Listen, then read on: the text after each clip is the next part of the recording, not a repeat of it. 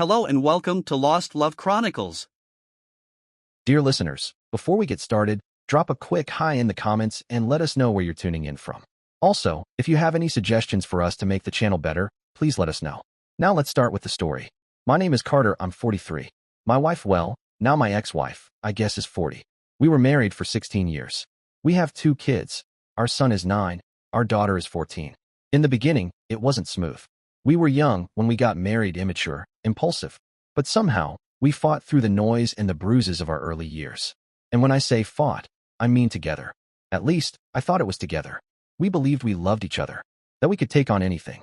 Whether that belief was ever rooted in something real, well, that's another thing I'm questioning now.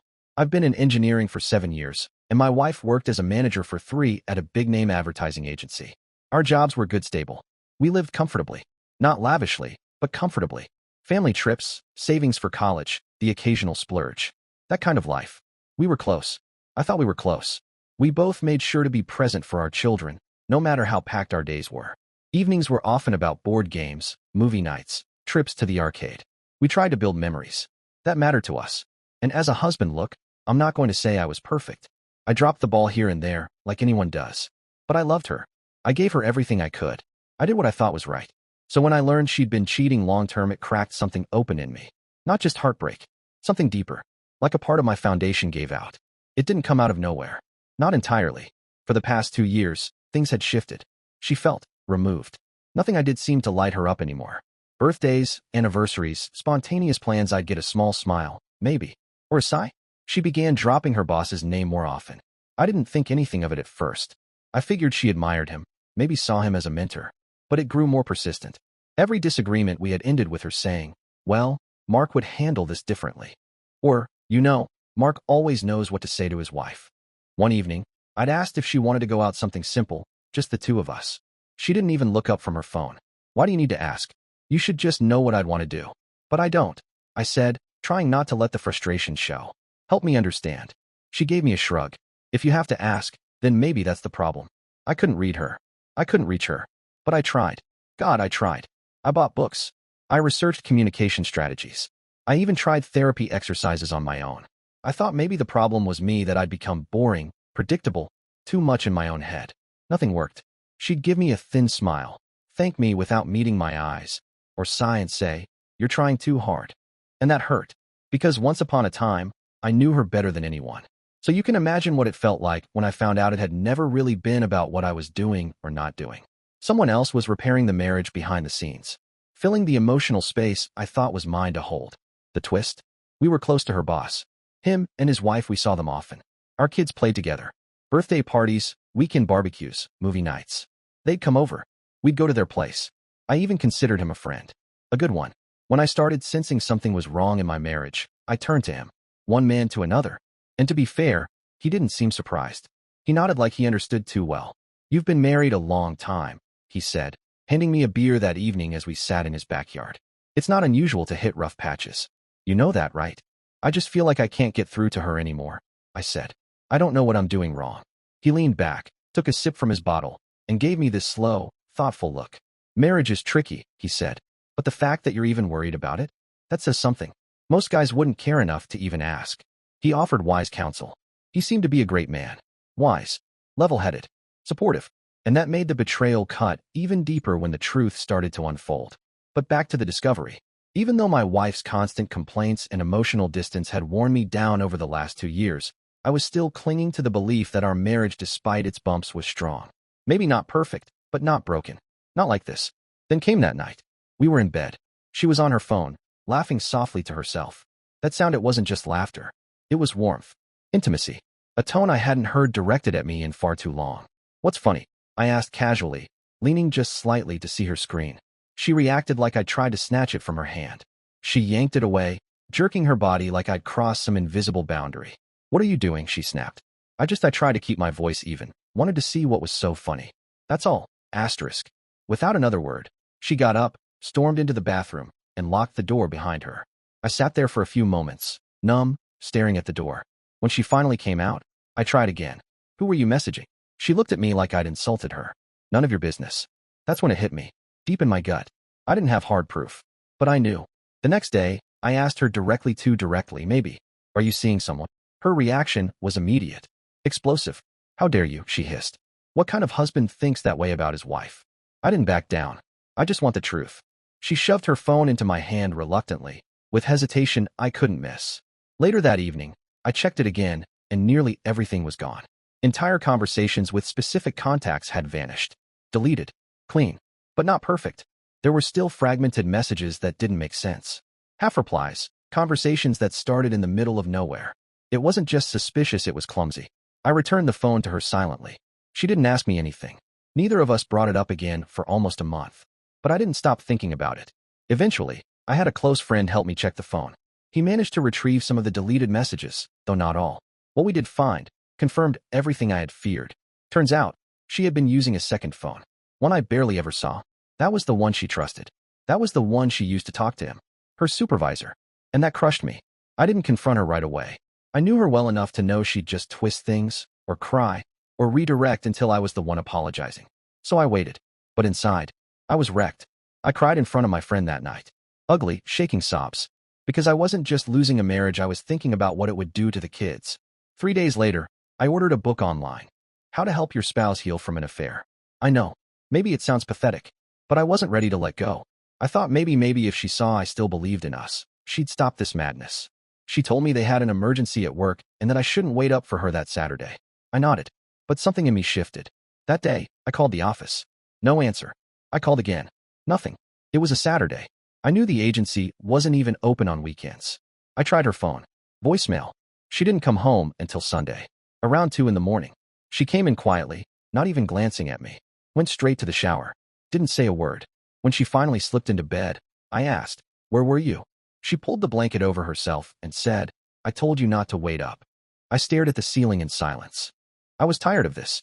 I left the book on the kitchen counter, How to Help Your Spouse Heal from an Affair, without thinking much. I didn't wrap it, didn't write anything inside. I just placed it there, hoping she'd see it, hoping she'd care. She didn't. She walked past it like it was junk mail. I don't even know if she read the title. She didn't care that I was hurting. Not when I sat in silence. Not when I wept in the bedroom. Not when I came apart slowly, piece by piece, in front of her. She didn't flinch. And that's what broke me the most. Still desperate for clarity, I did something I wasn't sure I should do, but I don't regret it. I reached out to her boss's wife. I wanted to know if she had even the faintest idea. Maybe she'd seen something. Maybe she'd been living in the same fog I was. She was stunned. As stunned as I'd been. "Are you sure?" she asked, her voice tight over the phone. "I wouldn't have called if I wasn't," I said. "I don't have it all, but it's there." She wanted to confront her husband right away, but I stopped her. "He'll lie," I said quietly. "He'll cover it like she did. You need proof." We agreed to meet at her house. I brought the scattered evidence. I'd pieced together the half-deleted messages, the strange timing, the notes. She sat on her couch, silent, flipping through what I had. But she needed more. We both did. So we made a decision. We'd gather what we could, on our own ends. And we'd compare. I started watching my wife more closely. Every call, every excuse, every detail, I logged them. Meanwhile, she was doing the same on her side. It didn't take long for her to hit gold. Her husband was careless. Arrogant, even. He hadn't deleted anything. Every text, every flirtation, every filthy exchange with my wife, it was all there. She showed me screenshots. I read messages that made my stomach churn. Jokes. Pictures. Dates. It had been going on for 2 years. 2 years. She'd slept with him in their house. In mine. In hotels. On business trips. God knows where else. There were photos. Email attachments. We made a decision then not to open them. We'd already seen enough. Enough to make our blood boil. Enough to bury any lingering doubt. We didn't need to torture ourselves further. We weren't having an affair ourselves, nothing like that. But we were united in our resolve. We would make them face the consequences. They could have each other. We were done. Around the same time, we both filed for divorce. Quietly. Thoroughly. We got everything lined up. Documentation, legal representation, timing. Our spouses had no idea what we knew. But we knew where they would be. They had booked a motel for one of their little getaways. We had the reservation info. Everything. The sheriff came with me. I waited in the lobby.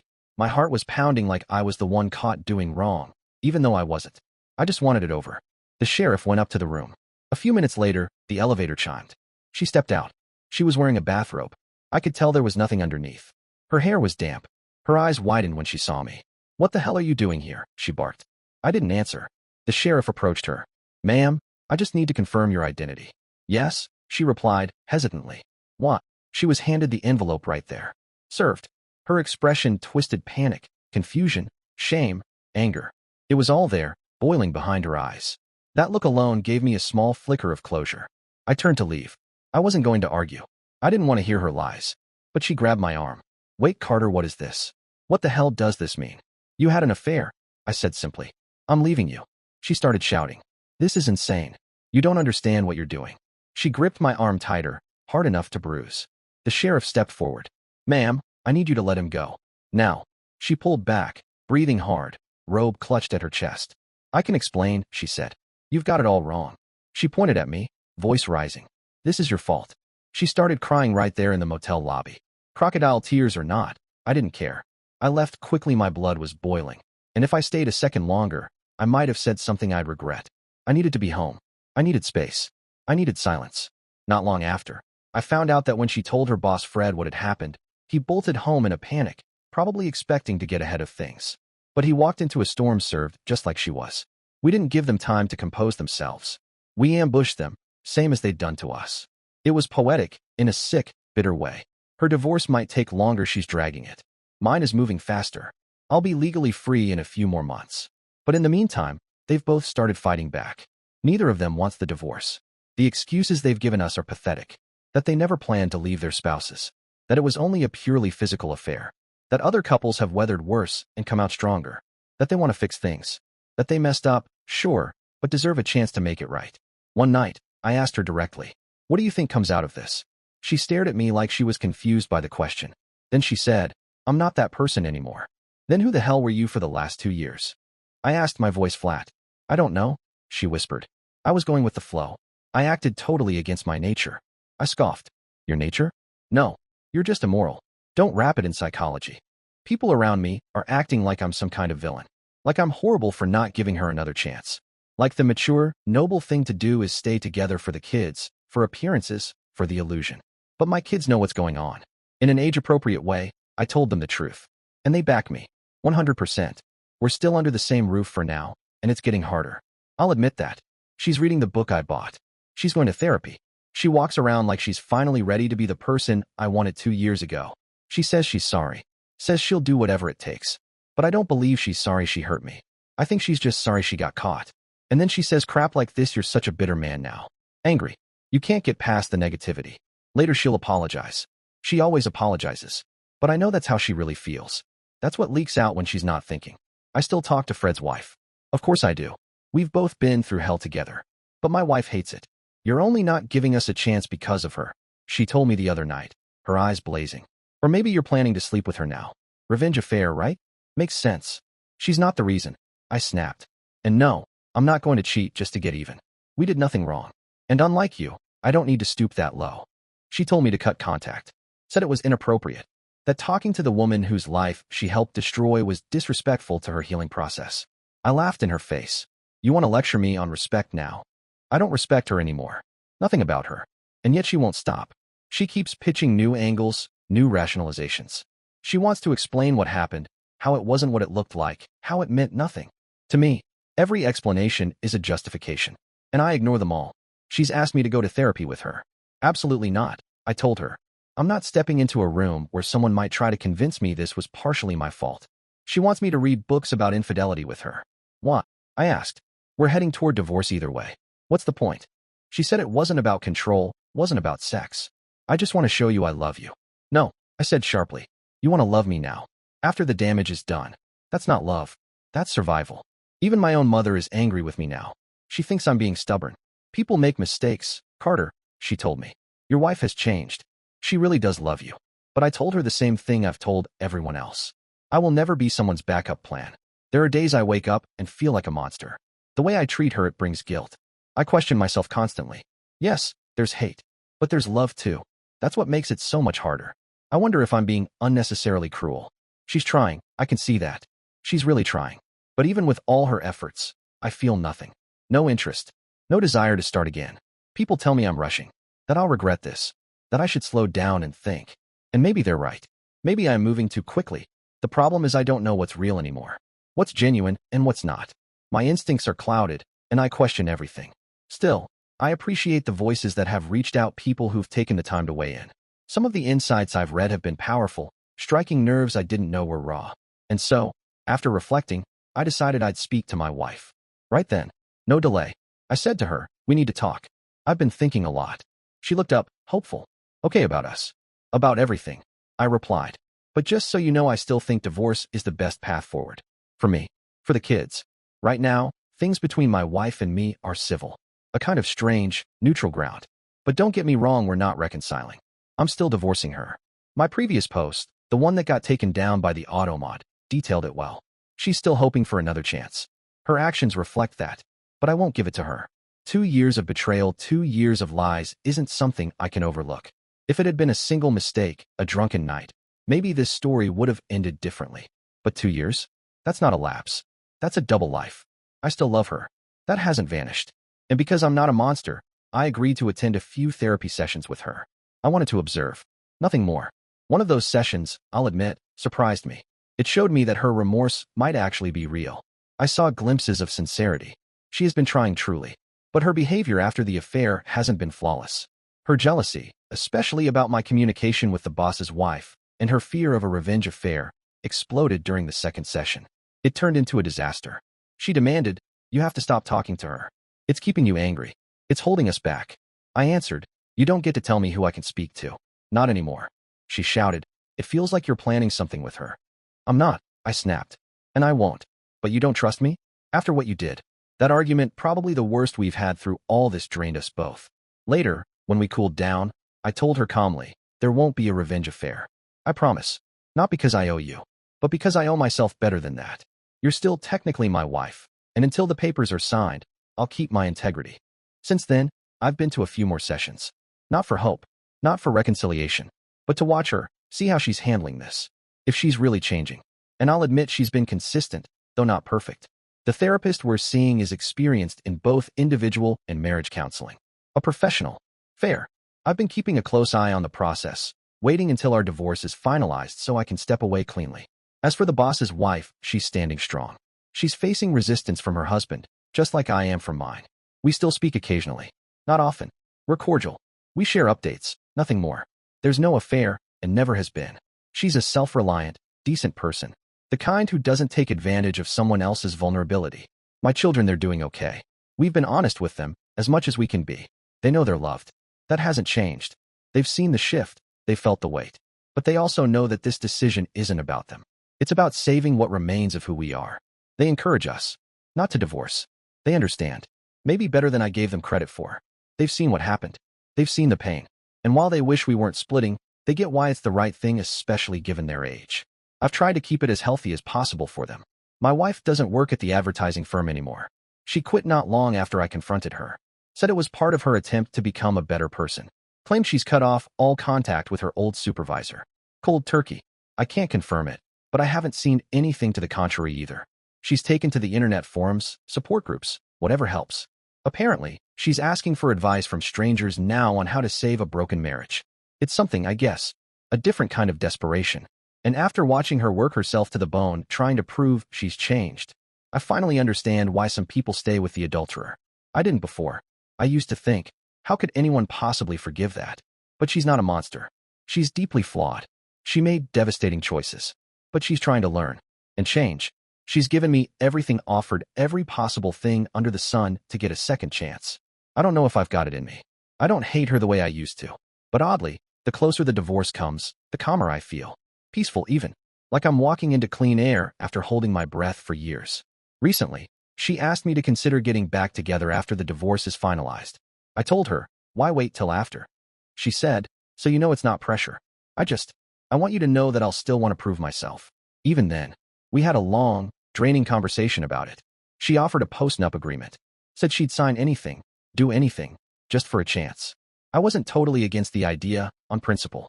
But honestly, it'd be a long road for her. I told her that flat out. I don't see how that helps either of us, I said. Feels more like a momentary grab at justice. I want this divorce. It's the only form of justice I can have, without compromising who I am, without stooping to her level, without staining myself with the same betrayal. When I finally told my mother more of the details, what the affair actually entailed, she was furious. Not at me, at her. And we reconciled today, after some silence between us. That meant something. Still, sometimes I wonder, could I even the scales with a revenge affair? Would that actually help? Or would it just pull me further into something ugly? I hadn't planned to post again until everything was finalized, but here I am. Frustrated, agitated, and needing to just say it. My wife, she's terrified I'll do to her what she did to me. Terrified that I'll betray her the same way. Her fear is obvious. And the simple truth is, I still talk to the other betrayed partner. Yes, her. The wife of the man my wife slept with. That woman, she's stunning. Younger than us. A model. Owns a successful company. She's strong. Capable. And despite everything, not bitter. I admire her. And apparently, my wife sees that admiration every time I mention her. She's insecure. She sees the possibility in it. And now she's convinced I'll fall for her and betray her in return. Funny how that works. She even had the audacity to lecture me. Two wrongs don't make a right, she told me, eyes pleading. I stared at her, astounded. You really think you get to tell me that? I'm just saying, you'd regret it. I never intended to. But I'm allowed to speak to people who understand. I snapped back. The hypocrisy of it all, it's suffocating. Every time I visit the other betrayed spouse, my wife either spirals into sadness or clings to me. Like last night. She threw herself at me again. Tried everything. I turned her down. Again. And that just made things worse. She doesn't understand that the real struggle isn't resisting temptation, it's living through the aftermath. The cheated, the betrayed, we're the ones left to scrape ourselves off the floor while the cheaters worry about their feelings. It's disgusting. Our kids still play with the other betrayed partner's children. We've never mixed anything inappropriate there. I never visit the other betrayed spouse without my children along. But even then, my wife's mind goes to the worst places. She accuses. She projects. She believes I'm capable of being as cold, as merciless as she was. She lashes out. Every opportunity, she blames the other woman. Claims she's exploitative. Dangerous. Meanwhile, the other woman's husband, the so-called man who turned our lives inside out, is still holed up in their vacation house. A coward.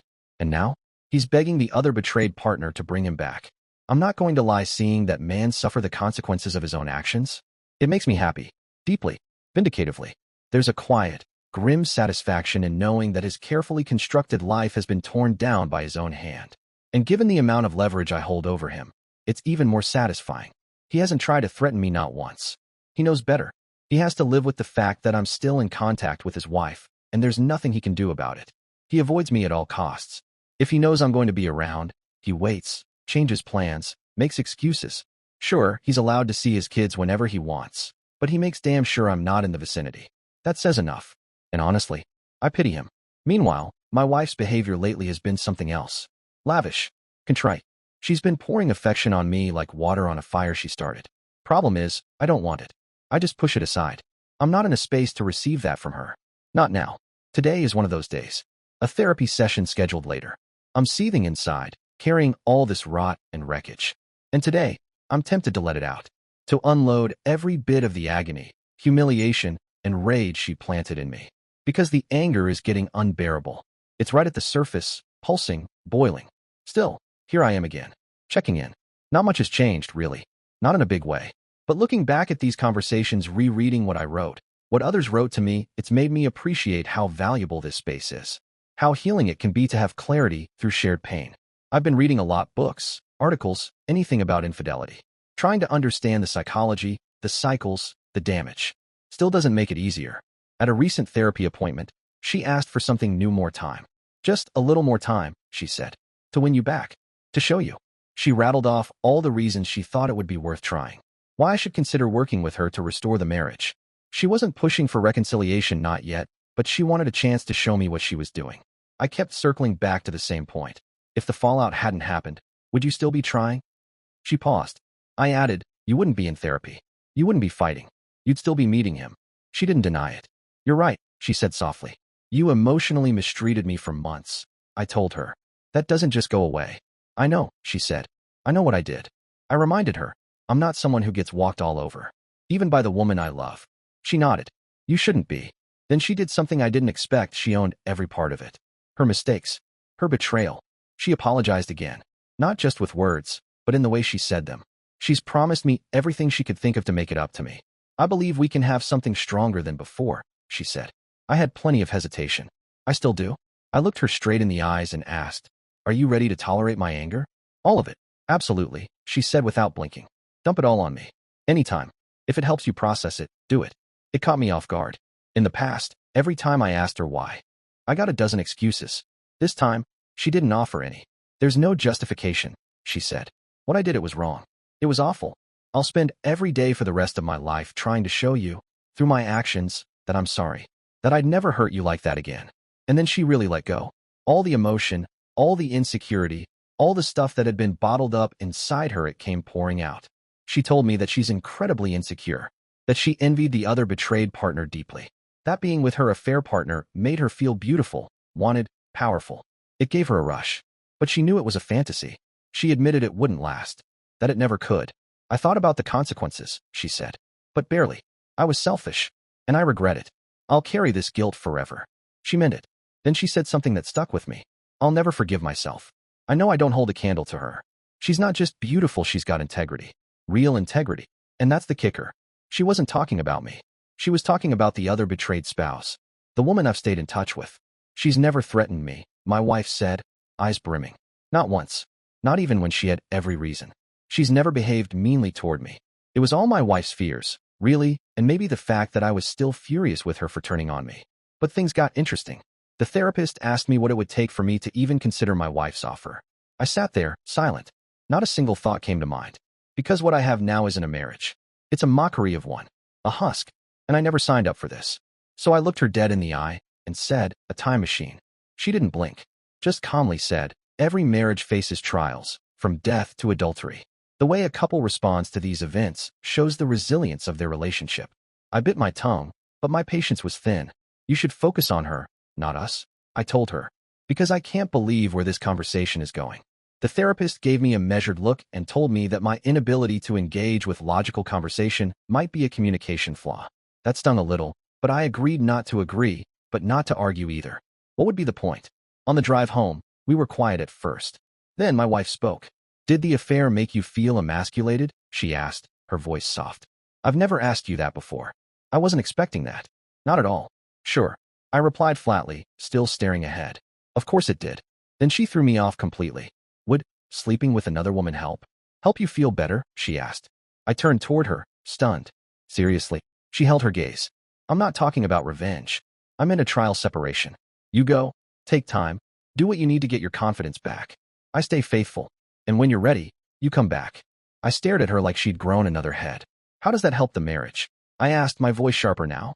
We both start seeing other people. How is that supposed to bring us closer? She didn't flinch. It wouldn't be an affair. We'd be separated. You'd be free to explore if you wanted. We're divorcing anyway, she added. If this doesn't help, at least you'll know what's out there. I shook my head slowly, still trying to process what she was even saying. That's a huge risk for you. She nodded. I know. It was so wildly out of character for her. I had to make it clear. No, I'm not doing that. Since that conversation, she's been quiet, almost eerily patient. The frantic, insecure woman I used to see in front of me has vanished. She's composed, respectful. Naturally, I don't trust it. I can't afford to not for my own well-being. But I'll admit it, it's hard. It's hard when someone who ripped you to pieces suddenly starts treating you like they value you more than life. Even through all of this, she's been giving. Especially in the divorce. Not that she wants it. She doesn't. But she hasn't fought me on anything. And I've read so many stories, divorces turning into bloodbaths. Acrimonious messes, people turning into strangers, or worse, enemies. Compared to that, this almost feels surreal. That doesn't mean it's easy. This whole thing is still hard as hell. Being in this state, trying to negotiate, trying to find footing on shifting ground, it messes with your head. Let me also be clear. I'm still completely set on going through with the divorce. But hearing people's thoughts on this, on her, on me, it's been eye-opening. Right now, my wife and I have decided to be courteous for the sake of the holidays. We're celebrating them together, as a family. She's still hoping for more, of course, but this is it. The last one. For the kids. I have loving children. They deserve this. Our divorce will be official sometime mid-February. That's the timeline. And for those wondering, we split everything 50-50. Although I have to admit, she's been quite giving on her side. She might become nasty later. I'm not ruling that out. But so far, she's been decent. Actually, more than that. She's been good. And she tells me it's because I've been a terrific husband and an even better parent. That I deserve more than a fair divorce, given everything she put me through. Still, I don't know. Maybe it's just another tactic. A method to buy goodwill. But it's true, I do gain a little more than half, thanks to her being generous. That doesn't mean she's losing a lot, She's not. She's just not fighting me on anything, which again throws me off balance. I've made a decision to stop going to therapy with her. It's doing more harm than good. It confuses her. It gives her hope I can't let her cling to. I can't pretend. That's cruel. She told me the other night, quietly, I just want to be close to you all the time. Her voice was soft, broken. And the affair? I asked, bitterness creeping in. Did that make you feel close to me? She didn't flinch. It made you feel emasculated. Unwanted. I know that now. That same night, she tried again. Physically. She's been attempting to initiate sex with me a lot lately. I mean a lot. Honestly, it's strange. She rarely started anything before this whole mess.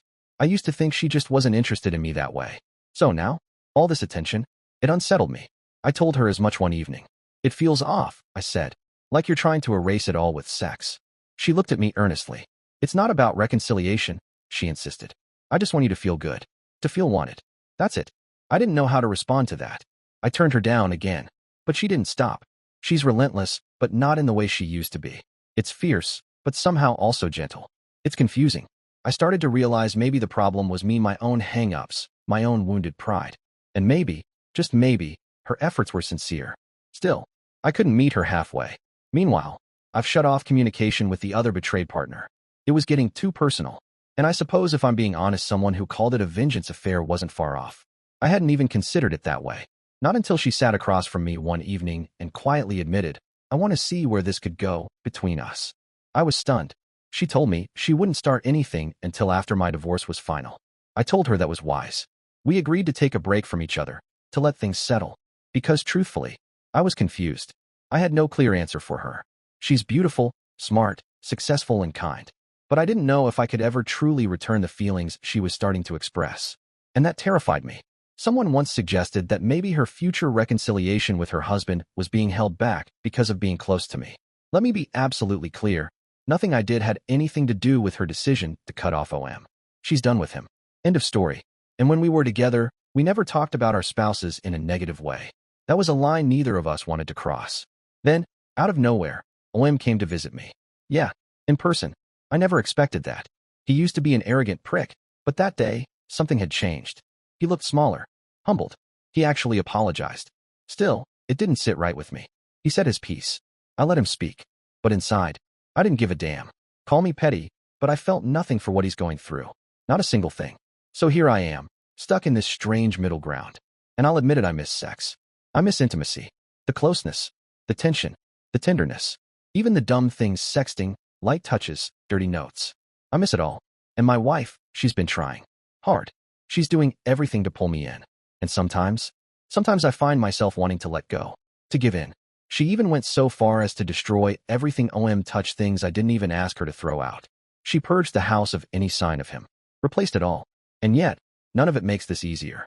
Switching off emotions doesn't happen with a flip of a switch. So I sit here, asking myself, is this a catch-up? Am I the one being played now? Truth is, I like having her here. It's convenient. Easier than appending everything while the divorce is still pending. And yeah, I know what someone's about to say. Kick her out of the house. I've already tried kicking her out. Ranted, pleaded, shouted, it didn't work. But at last, I understand. She was nothing but worthless. Or at least, that's how I felt for the longest time. I thought I'd squandered all these years on a woman who turned her back on me. But then again, she gave me so much. Wonderful memories. Our children. Those things, as a man, I will never forget or stop valuing. Still, I'm going to do better than her. At last, I realize I am better than her. People have come flooding in, friends, strangers online offering advice on how to handle all this mess. And the more I listen, the more I realize I deserve better. She twisted me around, put me down, made me feel small every time another man paid her any attention. And she actually gave that man her all. It still shocks me that I'm finally over her. Now, she does everything it takes to keep me. She's focusing her efforts on us. She used to not care. Not really. But now she wants me happy. She wants to be that daring, passionate lover I always wanted her to be. Our sex was never amazing, but I did enjoy it. And now, seeing what she's missed, the difference between what she had with me and what she had with OM, it's clear. The writings I've seen only touch the surface of the graphic nature of their tryst. Despite how slow she was to admit all this, she now wants to prove her love for me in every way. The lethargic sex, the hesitation, it speaks volumes. Earlier, it was all about her getting attention, needing to be provided for. Now, she gives me space. She's pleased with what I do, supportive. She respects my boundaries and even surpasses them. She now sees me as the king I wanted her to see. But first, I had to smother her off that ridiculous pedestal she put herself on. Right now, she's the perfect woman. But it all seems so transitory to me. She tells me everything completely open, no holds barred. Even when what she says might embarrass or offend her. I don't think I've ever seen any woman carry so much shame in her face, constantly. She wishes that affair had never happened. She kicks herself every day for it. When I don't respond to anything she does, I see desperation flicker in her eyes. She tries to hide it, but it's there. She seems so unhappy. And though I sometimes detest myself for feeling this way, I think it's necessary. Why can't I consider this a good thing? Why can't I criticize her less for her actions when they clearly show regret? Many people have lost and come back stronger than before. So why am I making decisions based more on feelings than on mature, objective reasoning? Why am I entering another dubious relationship when someone else will end up with a better, upgraded version of her? When everything seems to be leading somewhere decent, somewhere hopeful for the future, why not strive for that? These are the questions I'm wrestling with. But my answer is this: I will not tolerate disrespect. Sure, maybe I was eager at the start of all this research and self-reflection, but I woke up fast. This message is to respond to those who have been asking about where I stand and to everyone who has messaged me. This Christmas, I will spend it with my whole family. And then, I'm moving away from my wife. To break her grip on me. To let go of the whole concept of her. I have resolved not to listen anymore to the garbage in my head. Neither will I give us another shot, nor will I date her. We are done. For good. My wife is not a villain. That is the truth. She should be happy too, but it will never be with me. She has shown me that clearly. When I absolutely hit rock bottom today, I called the other betrayed partner. I promised her supper after the holidays for her support. She mentioned she would really like that dinner. I know it's not common, but we truly helped each other through this mess, and I owe her thanks. Before all this, I never would have thought I'd be saying that. To be honest, I didn't realize how twisted my feelings had become until people started discussing how much I'd been invested in this with OBS. For the past few years, the whole idea of another woman just never crossed my mind. Dinner? That was all it was supposed to be. Nothing more, unless both of us really wanted it. But as the divorce gets closer, I'm beginning to see clearly that I have choices. One such alternative has been right there, quietly waiting. About OM, I have nothing to say about the man. Not a flying exploitive, no venom there. I will be honest with any woman I meet because I don't believe I will marry again. Not after all this. Though my divorce wasn't particularly difficult, I am losing a lot of money in the process. These days, the whole concept of marriage seems like a hoax. I apologize if I sound cynical. I'm jaded, yes, but I want this to be clear. I don't intend to insult anyone. I've realized how little I got back after giving this lady my best years. Formally divorced. It's been a while since I expected this. I did say earlier that I'd return here with a final update. This is it. My ex and I have split ways permanently. It happened about 3 weeks ago. For several days after it happened, I mourned like I'd lost a loved one. That my marriage failed so spectacularly affected me deeply. Ever since I found out about the affair, I never shed tears that strong. I railed a lot too, probably hit one of my lowest points. Everything has been set up for my ex, partly on my behalf, for the children. She left the house. I'm attempting to buy her out of her portion of it. She currently lives in an apartment, a somewhat large downsize for her, and it basically makes her depressed. She still visits the therapist and remains committed to reading and researching infidelity. I'm not exactly sure why. We've had long talks, both before and after the divorce, though there's little physical touch between us. She's the mother of my children, so even though I know I shouldn't be entertaining her right now, we've agreed to be decent co-parents. Thanks in large part to this group and others, I'm nothing but logical about the matter. Of course, it's the same old song. She wants to reconcile. I believe it would be too dangerous for me to put myself in the same circumstances once more. I regret not feeling in the right mood to present her the gift I had for her.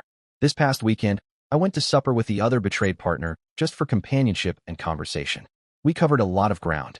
Things grew flirtatious between us, and I have to admit, I was somewhat hesitant about the fast-shifting mood. I suppose I should say that the evening concluded with quite a fervent intensity. Sorry for the TMI, but honestly, it was probably the most amazing sex I have ever experienced. OBS is quite the giver.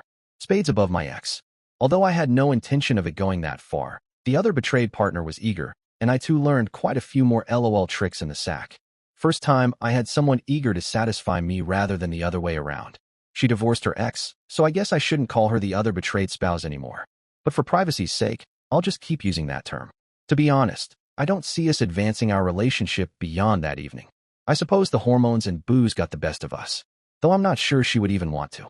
I think she also helps me to arrange myself emotionally. Still, I feel really terrific, though maybe that's not what people want to hear.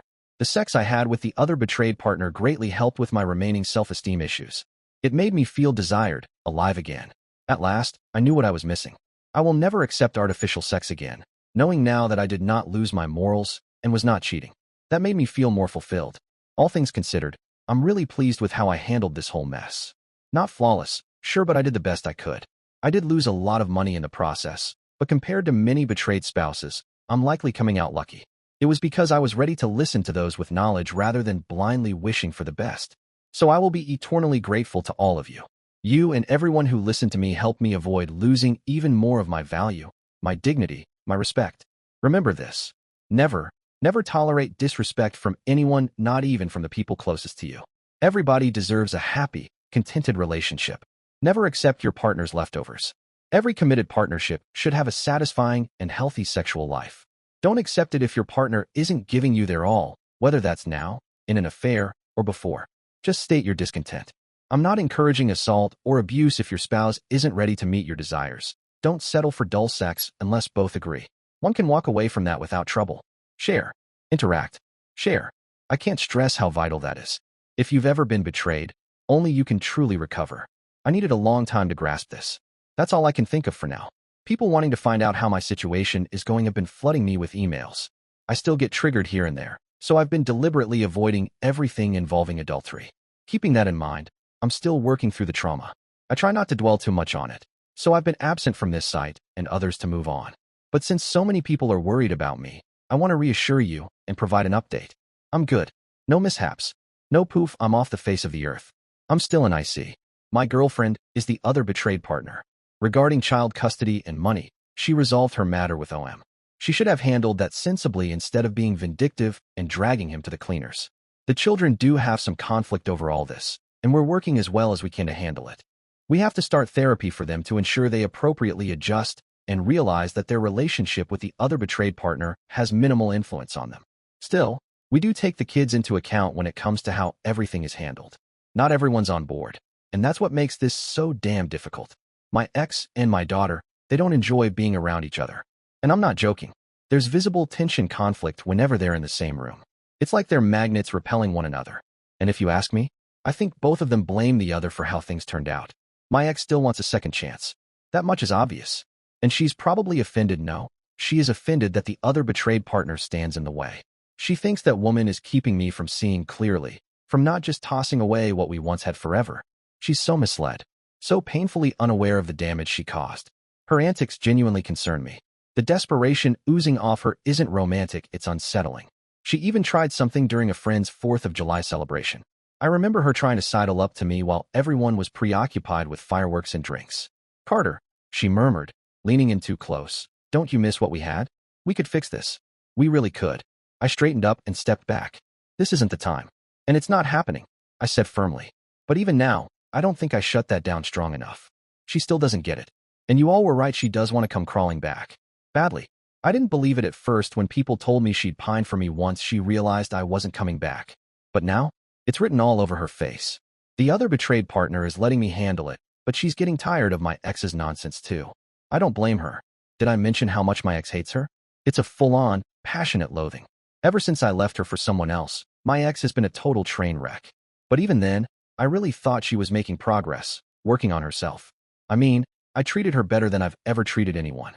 And in return, she treated me like garbage. And I still can't wrap my head around it. But the moment I show even the slightest resistance, just one FU, one refusal, she flips, scrambles, does everything she can to pull me back in. It's pathetic, really. And the worst part? I'm not even sure how I'm supposed to feel about it. Offended? Amused? Exhausted? So there it is. Now everyone can relax. That's where things stand. As for my daughter, I get anxious. Her emotions are complicated, tangled up with loyalty, confusion, sadness. "Are you okay, sweetheart?" I asked her once while driving her back from school. She stared out the window. "I'm fine." I wanted to press more, but I knew better. The wounds were still raw. Let me give you the outline. My ex-wife had an affair. It ran for over 2 years. 2 years of deceit, comparison, cruelty. She constantly compared me to OM constantly. And she was nasty about it. Our sex life? Worse than ever. And at first, I'll admit it, I blamed myself. I believed I had failed her somehow. I didn't have a clear strategy for how to leave when I first found out about the affair. But over time, it began to happen. It all unraveled one weekend when she told me she was going somewhere with friends, but really went to be with lied straight to my face. That's when I reached out to the other betrayed partner. We worked together, coordinated everything, and ended up divorcing our respective spouses. We broke the news to our age-appropriate children in a mommy broke a promise to daddy kind of talk. No specifics, just gentle truth. We love you both very much. But mommy and daddy are going in different directions. They didn't want the divorce, of course. Who would? But they handled it as well as could be expected. Meanwhile, my ex never let up. She kept pushing for reconciliation. I didn't budge. I wasn't giving her another shot, not because I hated her, but because I had finally accepted. It was never about me. It wasn't my fault. I forgave her, and I moved on. The divorce itself got more expensive as it drew near to finalization, but the financial hit wasn't catastrophic. And yes, after all that, the other betrayed partner and I began a gradual relationship immediately following the divorce. What started off like friends with benefits me and OBS has grown into something far more serious. I don't even know when the shift happened exactly, but it did. And if I'm honest with myself, had it not been for her support, her patience, I might still be stuck with my cheating ex. That, or I would have done something tragic. I say that half jokingly, but there's truth in it. Those were dark days. She helped me pull myself through the storm. Still, I constantly check in with my kids. I want to make sure they're handling everything as best they can. I make a point of keeping our talks open and honest. No pressure. If they ever feel uncomfortable with my relationship with the other betrayed partner, they can tell me. I won't be offended. I don't want to put them in a position where they feel trapped or conflicted. My son, he's 10, he actually likes OBS. I think her calm nature helps him. She's gentle, but not fake. Real in a way kids understand. My daughter, though she's 15, more complicated. One evening, after dinner, she sat on the couch, eyes flicking between her phone and the floor. "Hey," I said, sitting beside her. "You okay with all this? Me and OBS, I mean. Be honest." She looked up at me, expression guarded. "I just need time to get used to it. I don't want to meddle or anything. I just want you to be happy." I smiled gently. "I want you to be happy too. You know, even if it's not your place to decide for me, your voice matters. You can always say how you feel." She nodded slowly. "I'm fine with her. Really, just time. That's all." And I believed her. We've had a lot of talks since then about everything. Her worries, her concerns, and I do my best to just listen. She's trying. She really is. All of us, really me, OBS, her 2 daughters, my son and daughter, we've been keeping our dynamic subtle. We're careful not to shove our relationship in the kids' faces. It's not about pretending or hiding. It's about respecting the space they need to process it all. Even OM is in therapy now, though that's a whole other story. This situation, as you can tell, isn't exactly normal. It's messy, complicated. And that brings me right back to my daughter. The affair and the choices that followed have clearly damaged her relationship with her mother. She ruined everything. She told me once, blunt and cold, none of this would have happened if she hadn't cheated. She's defiant with her, pushes away her mother's attempts at affection, sulks when it's time to go with her. And once, she even cursed at her. That day, I had to step in. "Hey," I snapped. "You don't speak to your mother like that." She glared but fell silent, muttering, "Whatever," under her breath. They'd argued again, and it broke something deeper in her. That's what worries me. She's suffering in a way I can't fully reach. Not alone. My ex-wife, she's trying to cope, I'll give her that. Ever since I made the decision to divorce, she's been asking for help to fix her relationship with our daughter. "I want to be close to her again," she told me once. "I'm trying, Carter. I just don't know how." And I could have told her to go to hell. She was the one who destroyed this family. But I'm above that now. Still, it makes me wonder, did I handle this the right way? Because my daughter, she respects nothing about her mother now. Not her words. Not her gestures. Nothing. And she doesn't know everything either. She doesn't know the extent of how badly her mother treated me. She wants things to go back to how they were. But that's not possible. She's in treatment, but I'm not convinced it's helping. I see the way she carries herself, quiet, distant, always thinking. She seems burdened, like the weight of all this is pressing down on her chest. And maybe she feels powerless, like she doesn't have any say in how her life's been turned upside down. She's handled my relationship with OBS incredibly well, better than I could have hoped. But still, I worry that she's just bottling things up, playing the role of the mature one too well. Sometimes I ask myself, by divorcing their mother, did I damage my kids permanently? But no, I'm not going back. Not returning to that poisonous person. Either way, I really do value any advice. Let me be clear, it's not a fairy tale. Not a happily ever after kind of thing. But here goes. Let's start with the big elephant in the room. How are the other betrayed spouse and I doing? Actually amazing. A few years ago, if you'd told me I'd be in a relationship like this with a woman like her, I would have laughed. Or told you I didn't deserve it. But honestly, had I known someone like her existed, I would have gone after her back then. LOL. Joking, kind of. No one's ever been closer to me than she is. I had no idea what a real, healthy relationship looked like until now. My ex-wife, well, she put me through the grind so often that I thought dysfunction was just normal. I've still got some self-doubt, sure. But OBS, she's always been solid. A true friend. Supportive through everything. And yeah, I love her. Deeply. It's mutual. She's shown me, again and again, that I mean something to her. A lot. And it's not about grand gestures. It's how she listens, how she stands by me, how she stayed patient. Still, she's a girlfriend. Nothing more than that, formally speaking. I've got questions about marriage. Big ones. I don't even know if I believe in it anymore. We still keep most of our relationship behind closed doors. We try not to drag the kids too far into the details. They do know we're together, but we've made a point of pacing it. Gradual, respectful, low pressure. Now the kids. Wow, what a journey. At first, it was hard. Brutal, honestly. I won't sugarcoat it. The transition was rough for everyone involved. Who am I kidding? But now, they're doing well. Really well, actually. And I think it's because we've stayed involved. Constant presence. Always showing up. Making sure they've got people to talk to when things get hard. Therapy helped too. Lots of it. My kids love OBS. They really do. And her kids? They like me way more than they did 2 years ago. Honestly, I was stunned when her youngest started calling me her stepdad. Happened at some event I'd taken her to. I was helping her with something, and she turned and said to another adult, "That's my stepdad." I froze. Afterward, I asked her, gently, "Hey, you said I'm your stepdad. Did someone tell you to say that?" She blinked at me. "No, I just do. I love you. You make mom happy. That makes me happy." I can't describe the emotion that hit me in that moment. Like a weight, a ton of bricks, crashing into my chest from nowhere. I wanted to cry. I didn't, but I was damn close. Instead, I just hugged her and told her I loved her back. Of course, not everything's perfect. Her girls and my son. Yeah, they've ganged up on him now and then. He's the only boy and the youngest of all of them. Kids are ruthless that way. Still, I try to guide them. Keep things balanced. Seeing all of them, my kids laughing and playing with OBS fills me with something I can't even put into words. A mix of joy and maybe a little fear. Because it's fragile. All of it. As for my ex, surprisingly, we get along. Better than you'd expect.